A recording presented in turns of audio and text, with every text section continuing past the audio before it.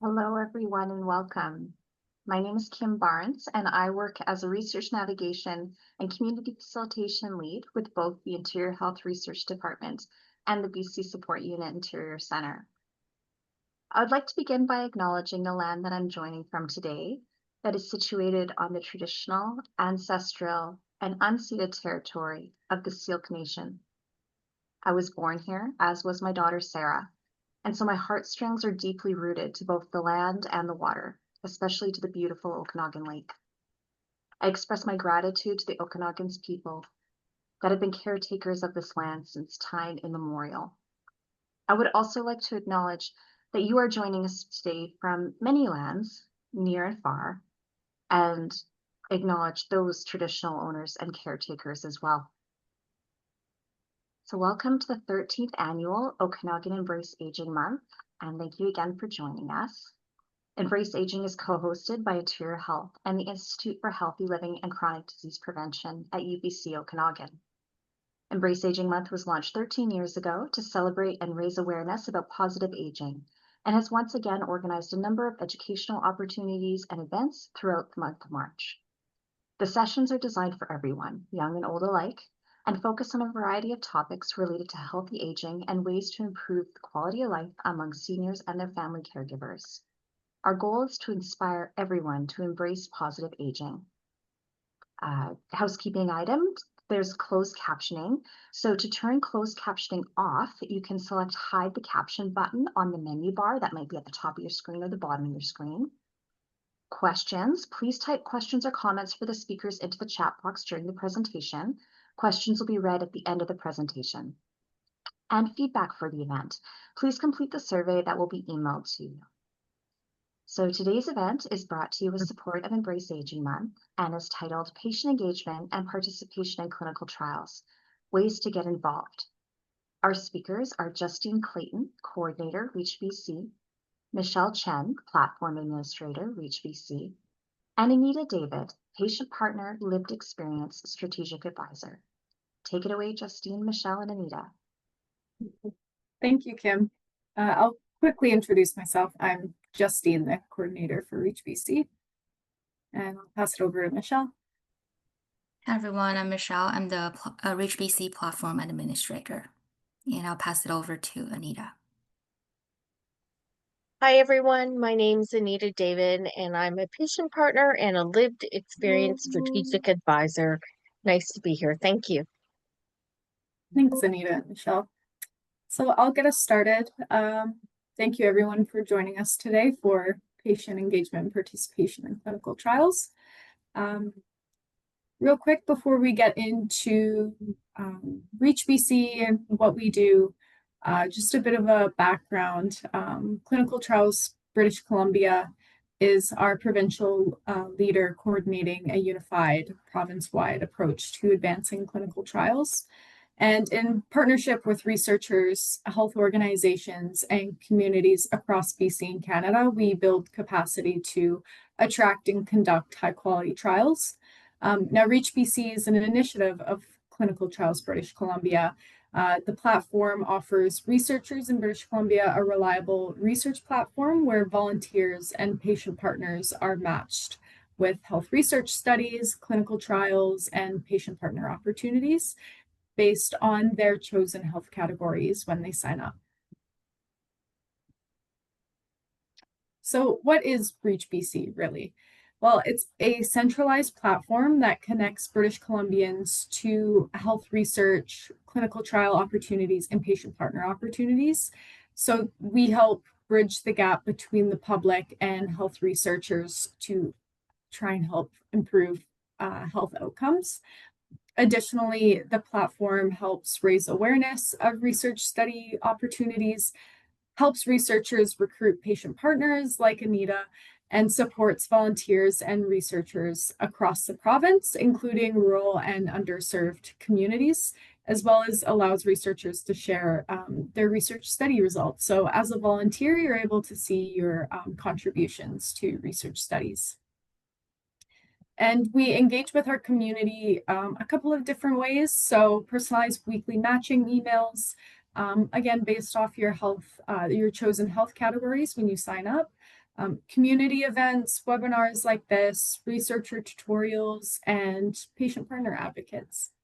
And then there are three kind of big ways we help build trust with our users. The first is transparency, reliability, and through giving back to our community. So allowing volunteers to access study results, not just recruitment postings. Again, very important for people to see their contributions to research.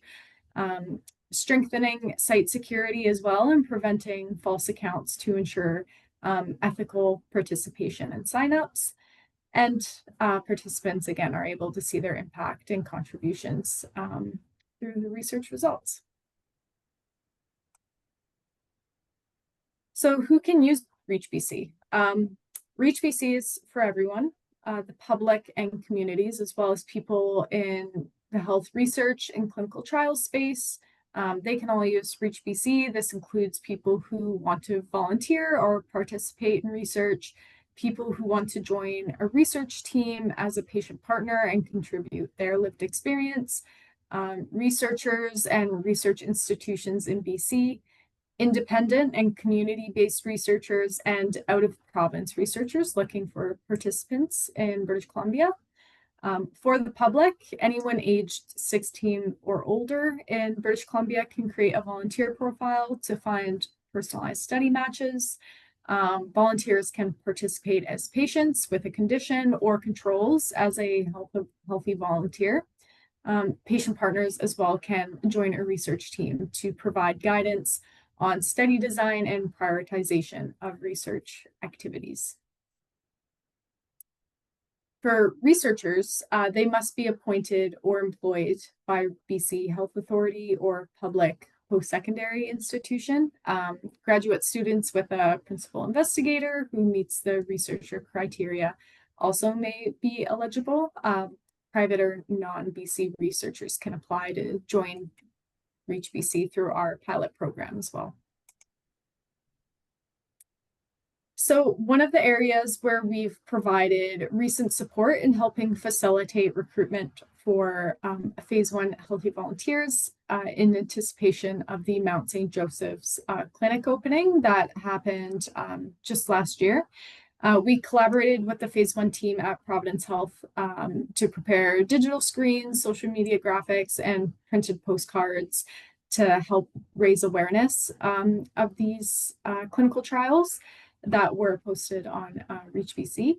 All materials went through internal review and were approved by the ethics team before distribution.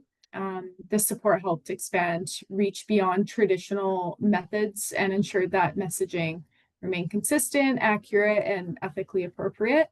And we were able to help them enroll nearly 300 volunteers on ReachBC. Here are just some examples of like pamphlets, postcards, and TV screens ads that were on display at the hospital.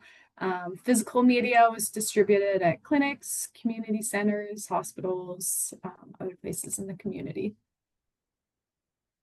So I won't bog you down too much with metrics and numbers, but just to give you an idea of kind of the reach the platform has, we have, as of February 2026, 11,802 volunteers registered, 1,753 researchers registered, 4,779 volunteers matched and enrolled to research opportunities, and 853 projects currently listed on the ReachBC directory, and among these, 117 are clinical trials. So definitely a wide variety of research studies up there at the moment for anyone that's interested in getting involved. Now I will pass it over to Michelle. Thank you, Justine. And next, we will talk about ReachBC's recruitment demographics and support. For how we support volunteers in diverse communities within provincial recruitment efforts, our approach is province-wide and inclusive. We know volunteers live in very different contexts across BC, so we support geographic participants through both in-person and virtual opportunities. And this helps reduce geographic accessibility barriers and make it easier for people to get involved in ways that work for them. As you can see on the slide, we have participations across all authority regions, and that distribution reflects our commitment to supporting volunteers, no matter where they're located in the province. And we also see engagement across age groups, showing that the platforms are resonating with everyone from digital natives to seniors. And we also actively monitor this through our data dashboard, which help us identify where engagement may be lower and where we should focus for future outreach. And for strengthening our rural and remote engagement efforts, we're revitalizing our ambassador program, which is designed to build trusted local connections and support community-led outreach across regions. And beyond geography and demographics, the platform also supports diversity in experience and interests. So volunteers can choose from over 200 health research areas, allowing people to contribute based on what matters most to them and where they feel they can add value. And our pathway includes multiple ways to get involved as well, from joining research studies as participants, to joining the research team as patient partners, to help shape research priorities, inform study design, and support patient-oriented research. And we also support recruitment across a wide range of study types, including clinical, biomedical, health research, health systems and services, and social, cultural, environmental. So taking these all together, these approaches help ensure our recruitment and engagement efforts remain inclusive, flexible, and responsive to the diverse communities we serve. Next slide. And next, we can take a look at how ReachBC works. So first, from the volunteer side, they can create their profile with their health research interests, contact information, and their research preference. And from the researcher side, the researcher will add studies with the study description, eligibility criteria, research ethic approvals, and timeline to the ReachBC study directory. And then our system will automatically match studies that fit volunteers' profile and interest, making volunteers' participation easy and relevant. And once the volunteer express interest to the study, researcher can connect them to coordinate screening, consent, and enrollment to get the study moving. And last step is when the study concludes, researchers can share their study results in lay language with any knowledge translation product like website or published paper back to the community. This lets volunteers see their specific contribution and impact, which is very key to keeping volunteers engaged for the long term. Next slide. And then we can take a look at, take a deeper dive into the volunteer's journey. So the first step is the simple sign-up process. Volunteer, you can create an account by providing your name, date of birth, your contact information, and from there you can select the specific health research areas you're interested in. And this ensures that from day one, we're matching the opportunities that actually matter to the volunteers. Next slide. And the second step is to get matched. So once your profile is set up, you will start getting matched with research opportunities. On your volunteer dashboard, you will see a curated list of the study recommendations we suggest to you based on your interest and your basic profile information. Next. And yeah, to keep you engaged without having to go back every time to check on your dashboard, we also send out matching emails every Monday with the tailored recommendations for you. Next slide. And beyond just the automated matches, volunteers can also use the public study directory on our website at any time to browse or search for the research opportunity that's happening on the platform. Next slide.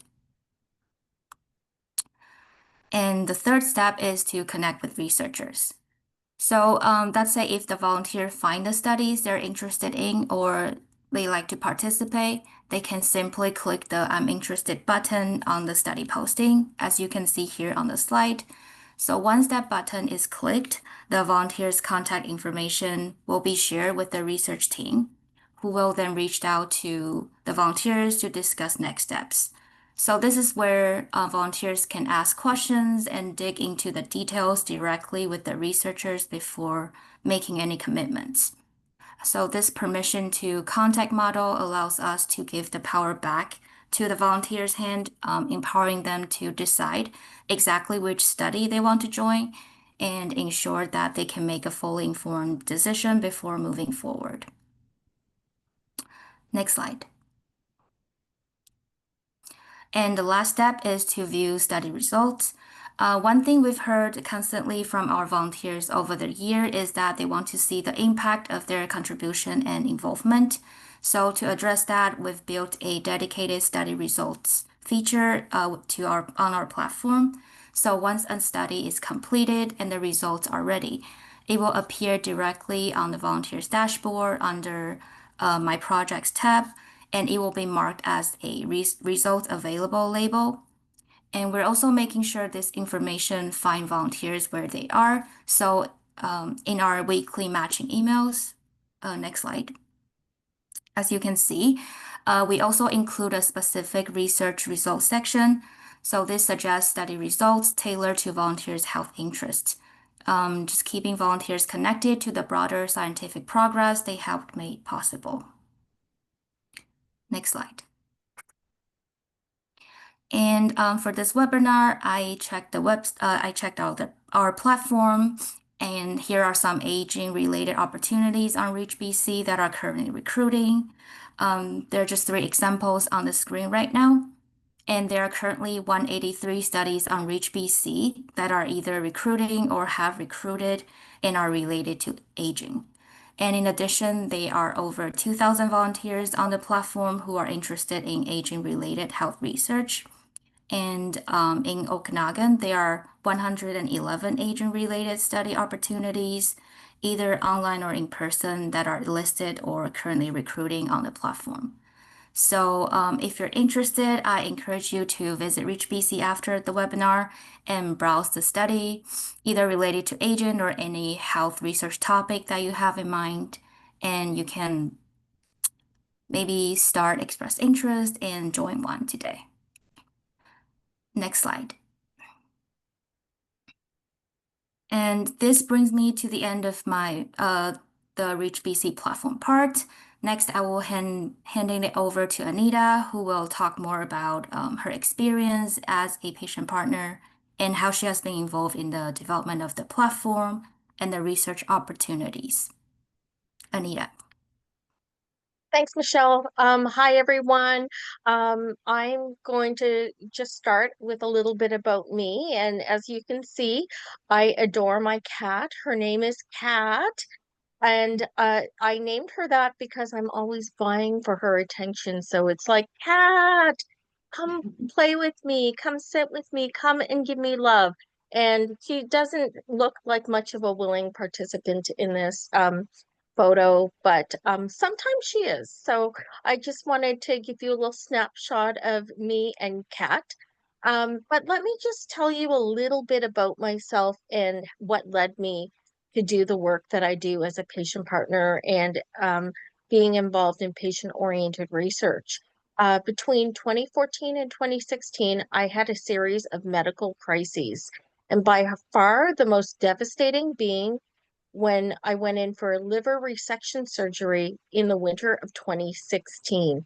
I was supposed to be home in 5 days, but my surgery was much more complicated than it was anticipated, and I was placed in a medically induced coma.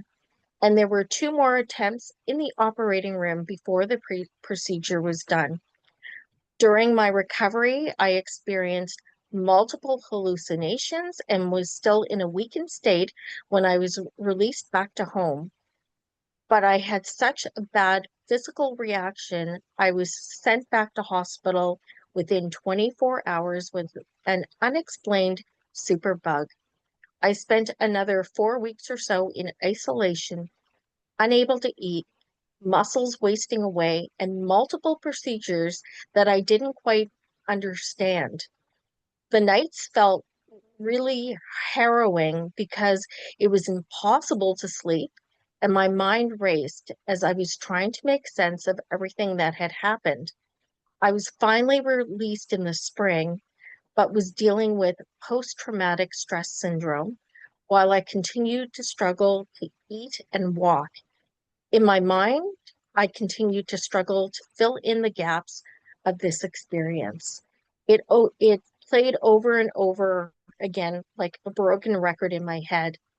And one day I went to a mental health support group because I didn't have much going on and I felt very isolated. And there weren't many people in this support group, so I got a chance to share my medical experiences, my frustration and my confusion. And a woman in that group shared that I might find some clarity by becoming a patient partner. The idea intrigued me to be able to share my experiences in the hopes of improving a healthcare system. And like I had never heard of a patient partner before. I didn't know I could do this. So I really did embrace the opportunity and I went all in. At the same time, I had opportunities to learn about community-based research and patient-oriented research, which is quite similar. Um, and the philosophy behind these are connecting with people with lived and living experience of whatever ailment or that was is of most important to the person or the community. So I began joining a mental health research project and joining health authority research projects. And to date, I have joined over 140 patient-oriented initiatives. So that could be committees, research projects, councils, that kind of thing. Because it's been something that has fueled my heart, fed my heart, and really made me see where I can make a difference. So next slide, please. Thank you. So I remember seeing a posting for patient partner involvement in developing the Reach platform, and I thought it would be a good fit because I have a background in communications, developing and maintaining websites and platforms.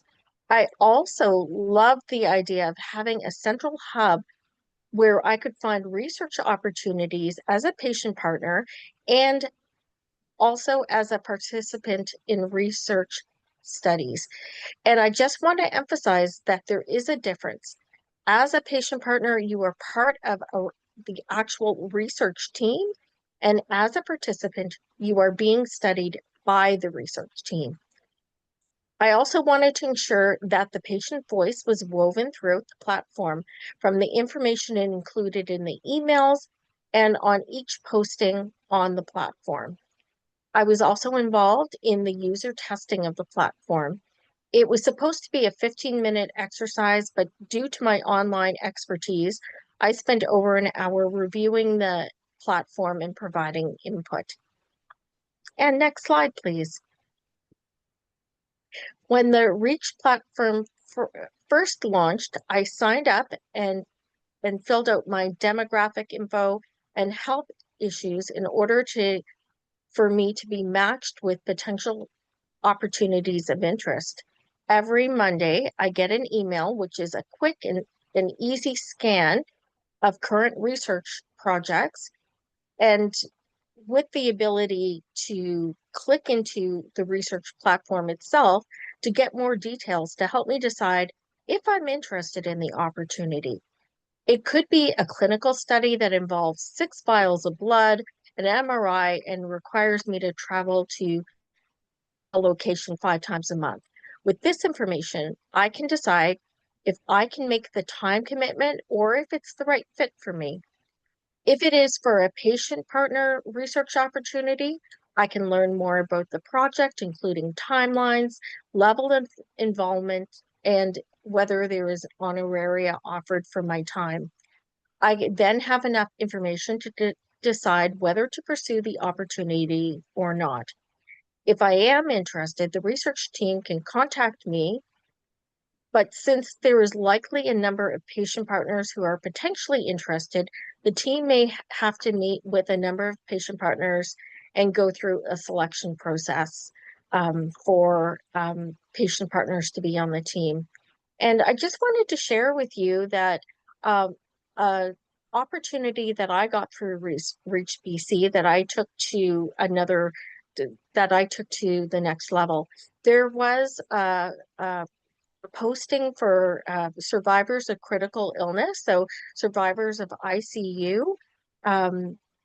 And the researcher was looking for patient partners to attend meetings and help guide the research. And I thought, wow, this is the project I've been waiting for, because I was involved in multiple projects, but that felt like, because of the experience I just shared with you, that was really something that I really wanted to be involved in. And there was about 4 or 5 patient partners on this particular study, because again, as patient partners, we only represent ourselves and our experiences, and there might be some commonalities in our experiences and some differences, but we can't represent a whole community. So this particular researcher had like 5 or 6 patient partners with different experiences, and we even had some caregivers on there as well.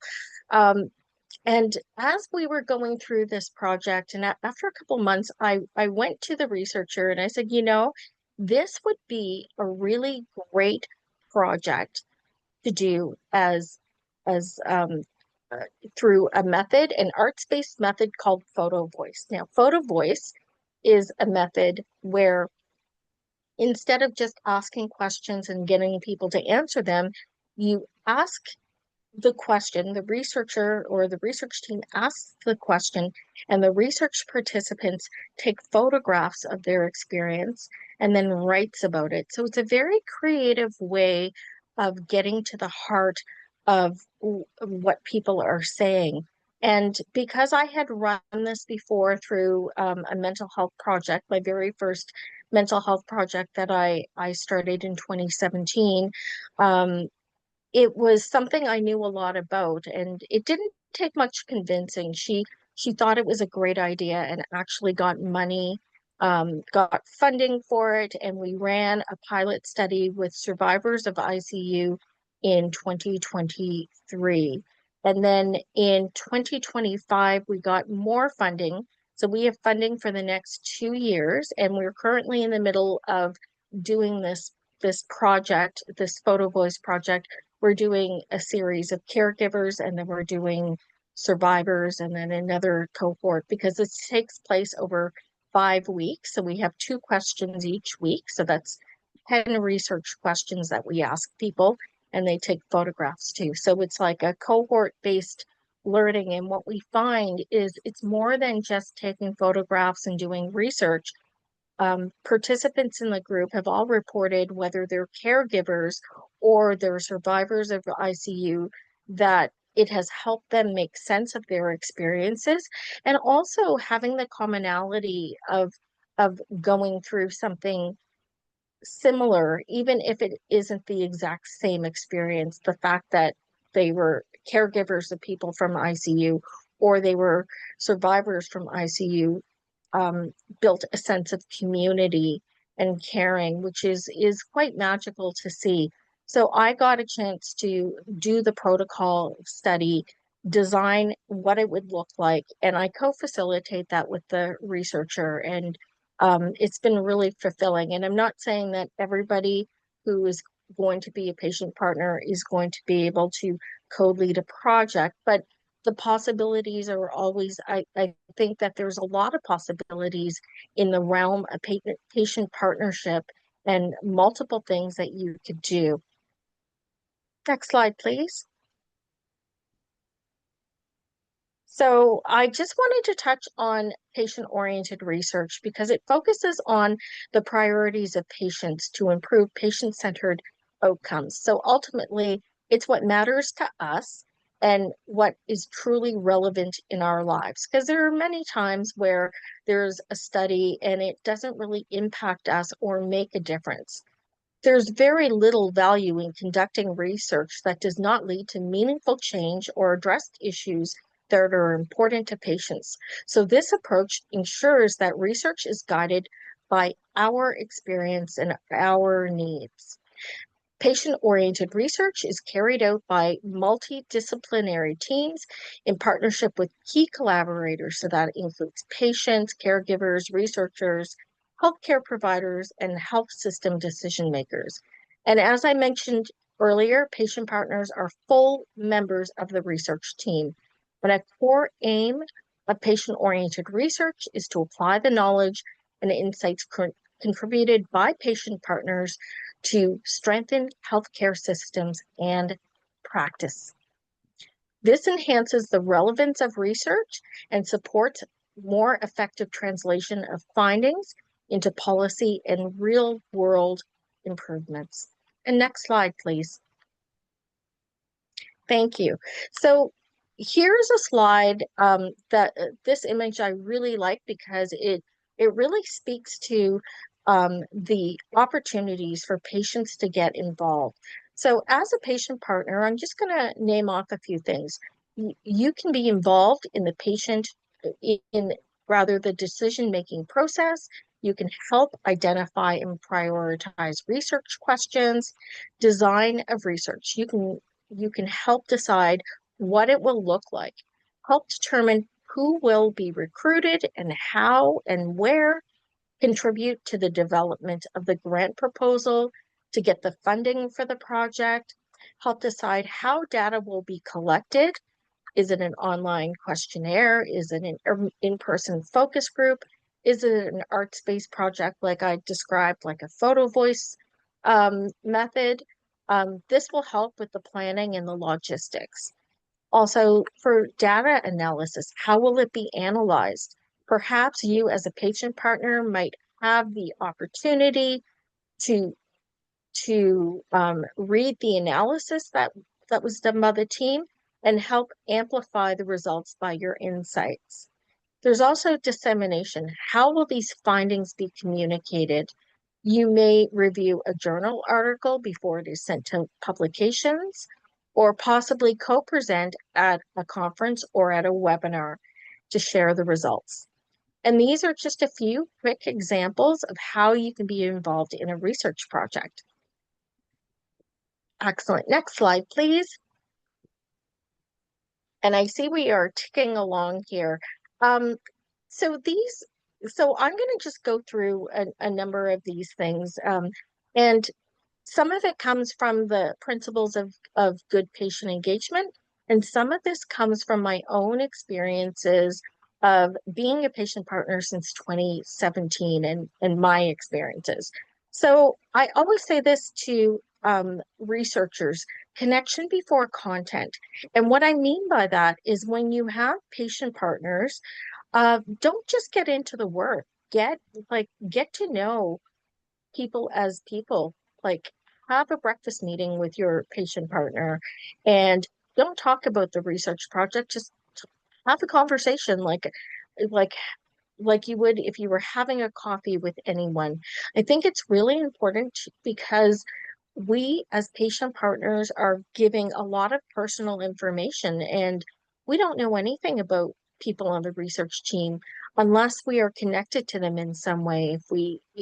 If we don't have that, then it's just us dumping out all of our personal information and them doing the work. And I feel like in patient-oriented research, it's really important to develop and build those relationships, because it might end up, and I've done this a number of times, where I've worked with researchers over and over again over the years because we have a good relationship, we respect each other, and we have we've just always had a really good, respectful exchange, and I want to work with them again and they want to work with me. So that happens a lot of times. So I also suggest to the research team, do icebreakers. And I know it sounds a little silly and juvenile to do an icebreaker, but what it does is it takes away all the titles, the doctor at the table, the nurse, the social worker, whoever the research team is made up of. So it's not just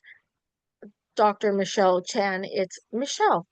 It's not Dr. Justine, it's Justine, it's Anita, it's Kim. It's getting it's getting past those power dynamics that are in play when we have the titles in there. And then for icebreakers, I just suggest simple things like if we were to come to your neighborhood, where would you take us? Or if you could go anywhere in the world and bring us with you, where would we end up? So there's this sense of connection around things that have nothing to do with the project. And of course, um, for in terms of preparing patient partners and caregivers for participating in the projects, there has to be appropriate training and resources. You don't want to be around the table with your patient partner and find that they don't understand what is happening. That is like the worst feeling for a patient partner, to not understand what is happening in the meeting, because there's only so many times you can interrupt. So um, I think it's also important for patient partners to ask for this training and ask for resources, because not all research teams realize they know what they know and that you should know, but asking questions and getting the resources you need to participate is really important. And with that, I'm going to jump to this perceptions of staff and stigma is really important, especially certain health conditions carry more than other health conditions. But number one, this idea of having patient partners or patients as part of research teams is some people really get it. Some people are curious about it, and then some people are like, I don't get that, and patients shouldn't be a part of this, and it's a lot more elitist. So there are different schools of thought on this, and it can be really difficult to be in a room if people don't want you there. So um it's fair to ask, like, is everyone on the research team on board with this? Do they understand I am a patient coming in and giving my experience? And I will tell you, a number of years ago, I was at a very big um, health authority board committee meeting with a lot of high level people. There were 40 people around this table, and I was having this nice conversation. It was with the psychiatrist, and we were just chatting away before, and then the meeting was called to order, and we were all asked to say our name and our role. And when I said, "Hi, my name's Anita David, and I'm patient partner on this committee," his whole body language changed, and I got like, he moved away from me a bit in his chair, and he kind of side-eyed me because he wasn't used to having a patient partner at the table.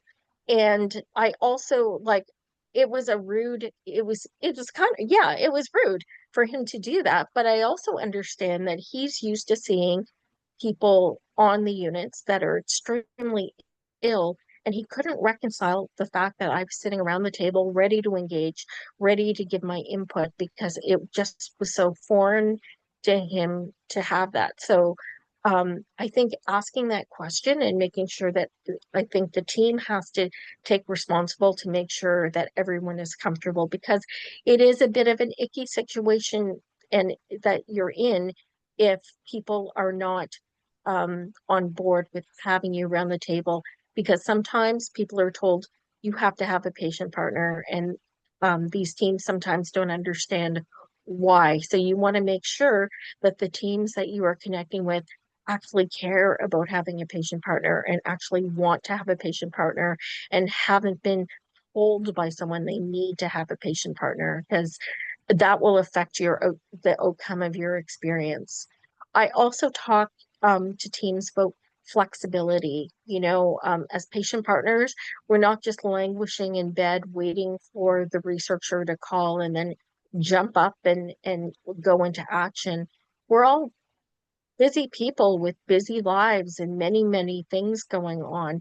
So sometimes maybe an early morning meeting might not be favorable. Maybe the team needs to have a meeting during the dinner hour. Maybe there has to be some give and take around that, because if a team wants a patient partner, they also have to be amendable to the fact that we have different commitments and have to do different things in our lives. And we might have a lot of healthcare issues where we have to be at the hospital. We might be in dialysis 3 times a week. Well, those days aren't going to work for a meeting. So there has to be that flexibility.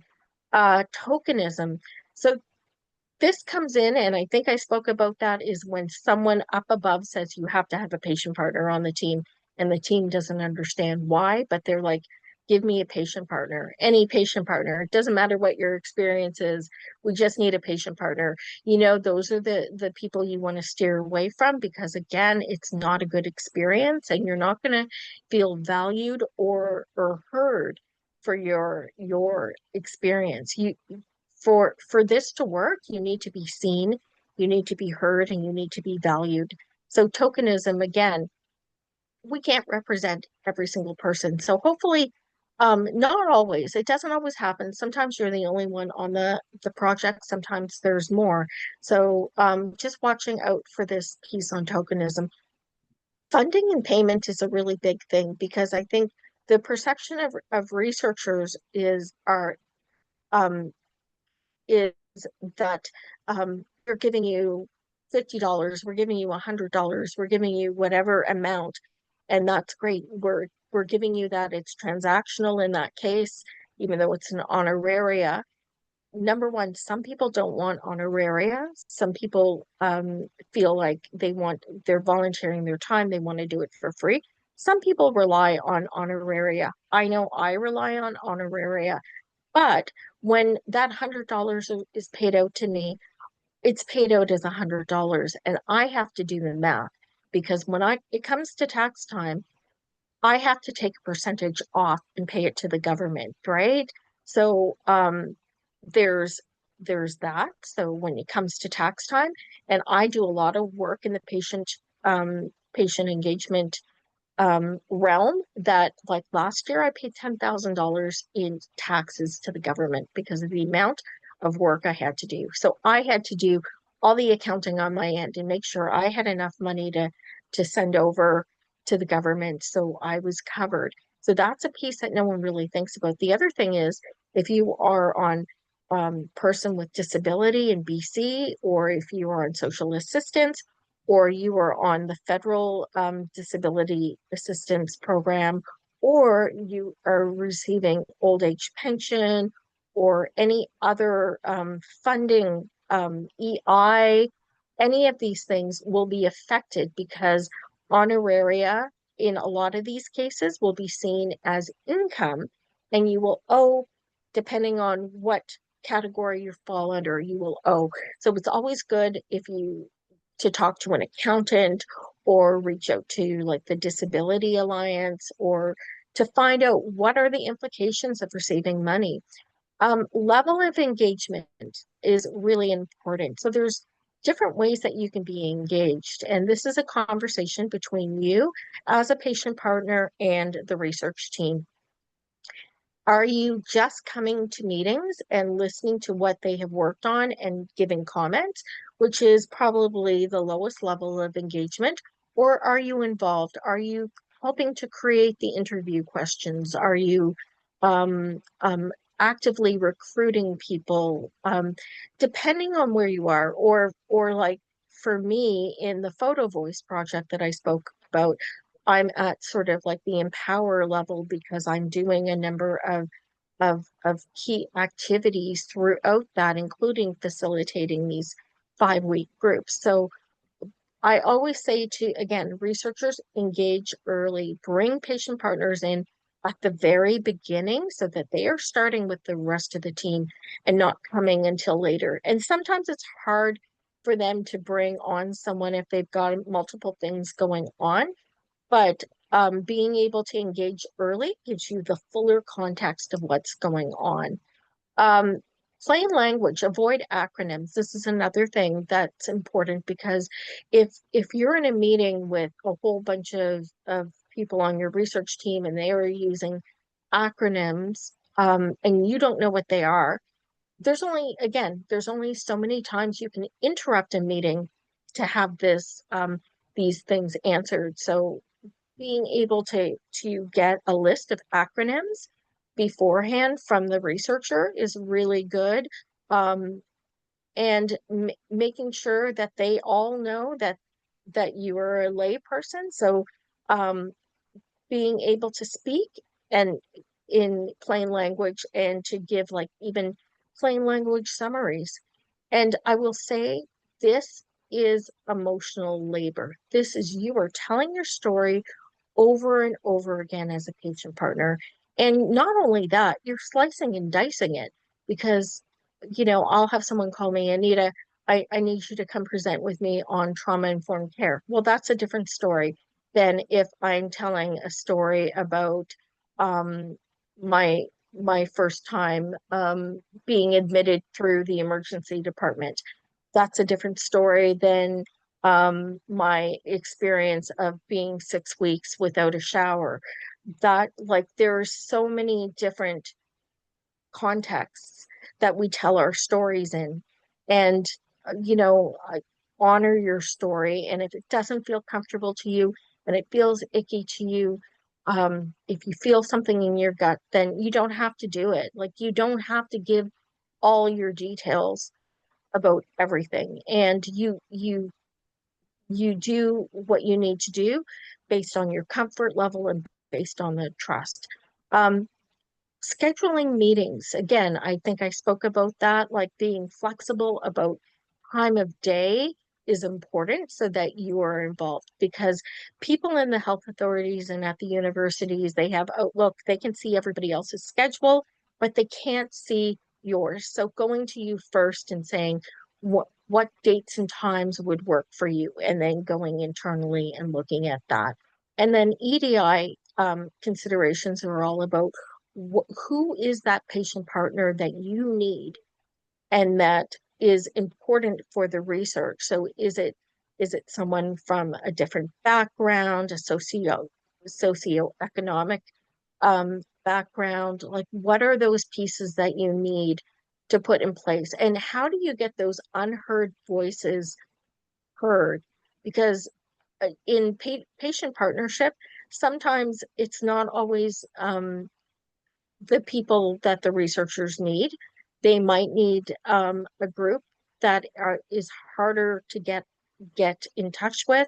And what they need to consider is that they are building relationships and trust with us. And with that, I'm going to stop and hand it over to Justine. Thank you. Thank you so much, Anita. It's so informative. That brings us to the end of the presentation. So we can open it up for questions. I'll just forward it, leave it on this slide here. If you'd like to get in contact with the Reach BC team, you can reach out to admin@reachbc.ca, or of course, info@clinicaltrialsbc.ca. And we have some, if you'd like to visit the website, it's the URL is up there as well. Thanks so much, Justine, Michelle, and Anita for sharing. Anita, especially a big thank you to you because you can really see your personal connection with everything that you've shared, and we do appreciate you sharing a piece of your story and as well your journey as a patient partner with us. Yeah, I was fully intrigued throughout the entire process and very grateful for sharing of that within this platform. I think that's great. I have questions, of course, but I do see that there's one in the chat. So let's start with the chat, and then as folks are thinking on questions, please feel free to enter them in the chat, and we'll make sure we facilitate those over. So the first question in the chat is that are the health interests, and I'm assuming this means within the Reach BC platform when the health interests are indicated. Are these self-reported medical issues, or is there some sort of link to patient health records, or is there a way to link these to patient health records? Okay, I think I will speak on this one. So the health interests, they are self-reported, but it doesn't necessarily mean it has to be your medical issue. So it just we frame it in a way that it's just a health interest, a health topic that you're interested in. And you can always go back to your profile to adjust it. You can select more topics or you can deselect it. And our system will match the studies with you based on your selection. So it's always like you could change it anytime and the system will make the change accordingly. And the way it works is for the researcher, when they when they post the study, they also need to select what this study falls under which category. So when that category match with the category you select, that's how we match the study with you. And of course, the system will check if you fit the basic um, eligibilities, like your profile information, things like that. So, and it's not connected to any health record right now. So, because the platform is designed to prioritize the user privacy and voluntary participation. Yeah, so the journey will look like, let's say if you have a medical condition, but you just select maybe this disease as one of your interests, and you will get the um, study recommendations related to this condition, and you can read through the study posting and see if you want to you want to join, and you can express interest, and then the researcher will connect with you to do the screening and learn more about you and learn more about your condition if that's the requirement. I hope that explained the whole process and answers your question. So much, Michelle. And we received a thank you, so it did. So my next question is for Anita.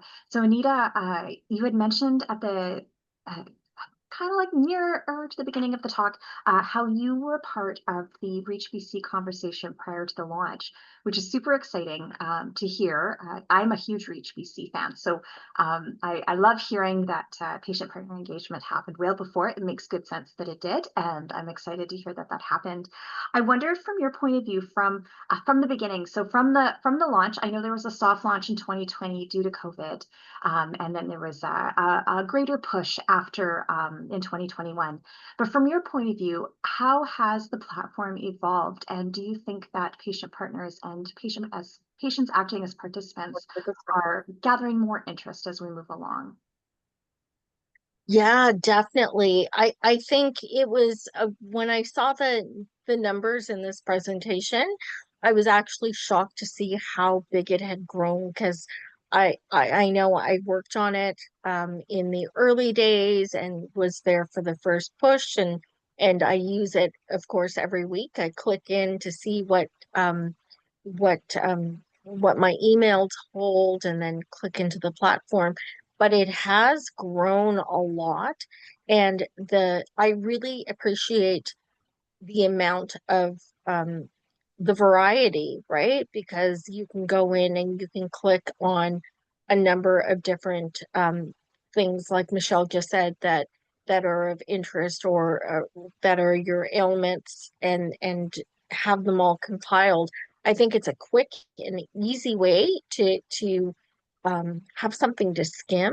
It it's also so it's robust. It's really robust, and it's something that again launched during COVID, and it's a way to connect people. And we know that, rural and remote is an important factor that often gets left out. So it's a way to really connect. And also, I like the fact that now you can see study results as well. So different studies that have happened. So that's another great thing. So I'm excited to see it expand even more and become more robust, and also to hear more stories from people who have used Reach BC, and how it has helped them, and how useful it is. So thank you for that. Thanks, Anita. Michelle and Justine, did you have anything else to add to that? Not on my end, no. I think Anita covered it well. Yeah, I think so too. And I'm also very excited to see how we can work more with patient partners to potentially have more features on the platform and expand it to make it even more robust and yeah, maybe tailored to more people's needs. Yeah, things like that. Very excited. Sure. And it's great to see that this platform is always evolving. There is always momentum forward, and based off community needs, just like what you said. I wonder, and going back to the beginning, I believe Michelle, this was part of your PowerPoint section, Mhm. but please correct me if I'm wrong. You had mentioned an ambassador program with a community-led outreach, and I wondered if you could explain or expand on that a little bit more. Um, sure. So we had the ambassador program in the past, but now we're looking to revitalizing it.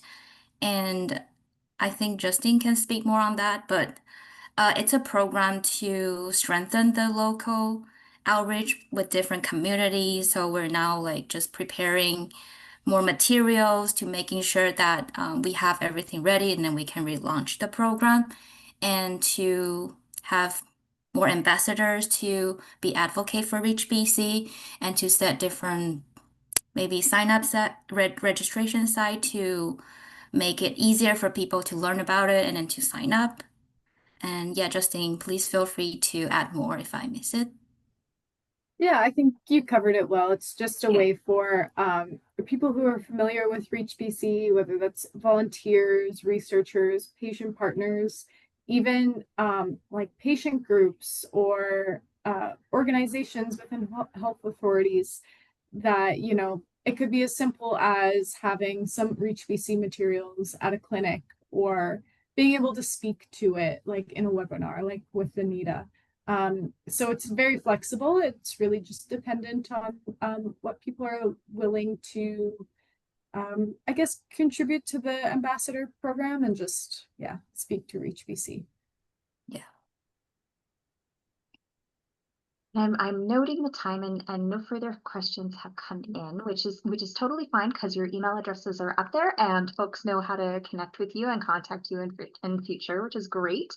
I know Jaquetta has also connected the ReachBC website into the chat, so www.reachbc.ca, and you can sign up different ways. So whether you're looking as a researcher or looking as a volunteer, being a patient partner or a patient as a participant in research, or is this someone who's interested in research? I always have a long list of questions during this one, but I'm trying really hard not to continually deep dive because I know we want to leave on time. So within the last 2 minutes that we have left, I guess what I'm wondering most about is when I guess, and you know what, I would love to leave it on if it's okay with the group, is Anita, what would you say to people thinking about joining as a patient, as participant, or thinking about becoming a patient partner? What final words would you, suggestions, and words of wisdom would you provide? And I think that would be a good way to end off this call. Thanks, Kim. I think what I would say is, um, it's life changing for so many people to be able to make sense of their ailments and give back. I always call it like my superpowers now. So my medical issues are now my superpowers because I can use them for good. Um, Participating in committees and councils, but in patient-oriented research and being able to shape things, being seen and being heard and being respected for your contribution is so important, and it's changed the course of my life. And I hope that it changes the course of yours. Thanks so much, Anita. And again, Thank huge you. gratitude for sharing pieces of your story with us and your time and your words of wisdom. And Michelle and Justine, thank you so much as well for presenting about the Reach BC platform and all that to come in the future. And I want to say a huge thank you as well to Jaquetta, who's making this seamless transitions in the background, all the tech support that we and the hard work that went into this event in the background that we don't see, but that invisible work that's so important to get things up and running. So we want to encourage, and we want to thank, most importantly too, we want to thank everyone for joining, because without people joining, this would not be as fruitful or make sense. So we thank you, and we want to encourage you to attend other events scheduled for Embrace Aging Month. Please visit the website okanaganembraceaging.com for all events and registrations. We look forward to growing this event in the Okanagan and beyond, and encourage anyone interested in supporting Embrace Aging in the future to please contact us. Contact information is available on the website, and you will receive an email with a link to an online evaluation form. We welcome everyone's feedback and suggestions for planning Embrace Aging events in the future. So thank you so much again for joining, for presenting, for sharing, and we look forward to next time. Take good care of you and yours. Thank you. You. Thank you. Bye.